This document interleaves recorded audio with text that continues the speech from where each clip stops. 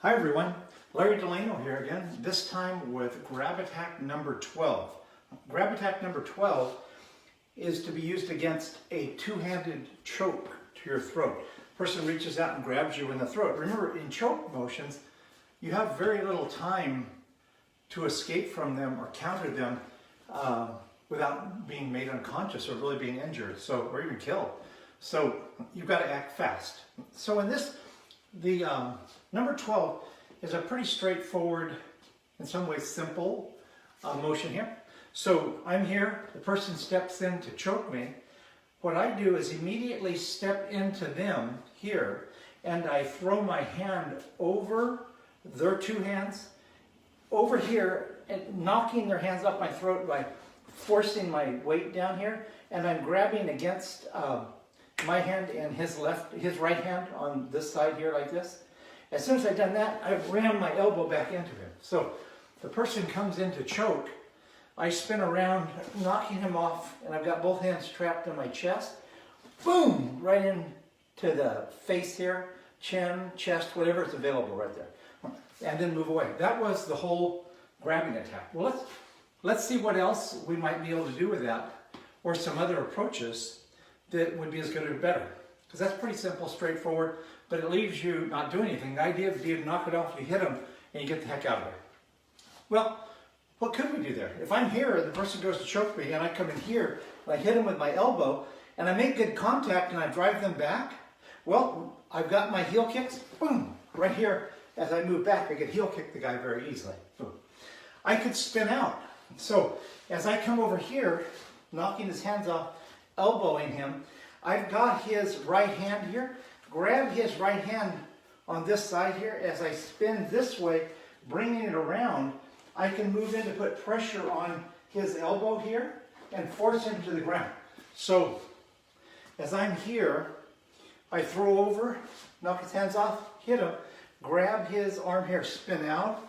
As I spin out, turn, pressing against his arm, driving him to the ground, hitting and kicking him on the ground. There, that would be one way. Let's look at what we're doing initially as soon as the guy chokes you.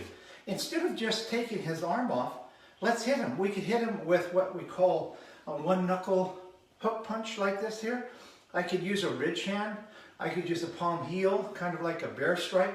So if I'm here, he goes to choke me, I come like this, slapping him right alongside the face here, like this, boom, hitting him as I take his arms off, hitting him here, he stands up. Now if he stands up, I can hit him again here with a hammer blow, boom, driving him right back here. That would be an add to that. So think about attacking him as you do the motion to take the hand off your throat. Let's look at some other simple ones that people use. Two-handed choke to the throat. I could duck down. If his hands are pretty straight, I could throw my head down and like a ducking and passing move, like in boxing, I go down and I come up on the outside of his elbow. As I come up, I take his arm off. Now from here, I could kick, I could underpunch to the body, overpunch to the head, step across and hit. So I could do a lot of moves on that. So the idea would be, as he comes in to choke me, I drop down and go outside his elbow. Now I probably want to keep my hands there in case he tries to knee me right here. Boom. But even if he tries to knee me, if I go down, press his knee down, come up, boom, under punch to the body right here, over the head, hammer blow right here. Take the guy out. That's a simple motion. You know, in one of the attempt, the was where the guy was reaching for your throat, and we went like this with the hands to throw them out of the way. We could use motions similar to that. When the guy goes to choke you, these are sensitive parts on his anatomy right here. So I could ram my hands up here into those areas right here, squeezing and knocking his hands up this way. So if I hyperextend his arms this way as I go, then I could come right in with kicks, palm heels, and punches right on the guy here. I could knock his hands up. Depending on if his hands are real bent, that might be more of a problem. So let's go back and take a move out of number 2 waza, where we're here, and the guy threw a right punch, and I went in and parried it right here, wrapped it, and then hit him in the throat. And then I went over to the throw, like this, on the ground. We can do that in this case. Double hand choke.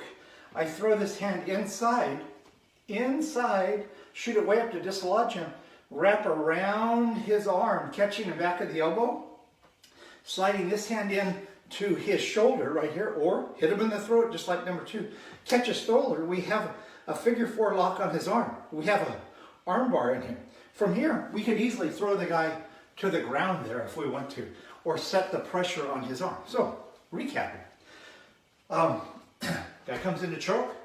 The basic one was we throw over, knocking his hands off, hitting him, escaping. Then we added things like hit him as we come in, slap his face or hit it, or one knuckle punch him, take him off, elbow, knock him back, come on through here, or heel kick him here as we're inside. Another one was to slap him over as we come, hit him, grab his hand here, spin out, put pressure on his elbow, knocking him to the ground and kicking him on the ground. Ducking under. The guy's kind of outstretched here. I protect my face, I duck under, come up on the outside of his arm, knock it away, under punch him, hit him in the head, elbow him, forearm, strike him here, kick him as we come in on the side. Using the technique from number 2, waza, which was what they refer to as a choke and throw. His 2 hands are out like this. Throw my left hand up in between his 2 hands, throw it up, and wrap it around his arm. Hit his shoulder here with this hand, setting a figure 4 lock on him here. And then we could step across, throwing him to the ground, just like number 2. So those are some motions we can use for the 2-handed choke from the front.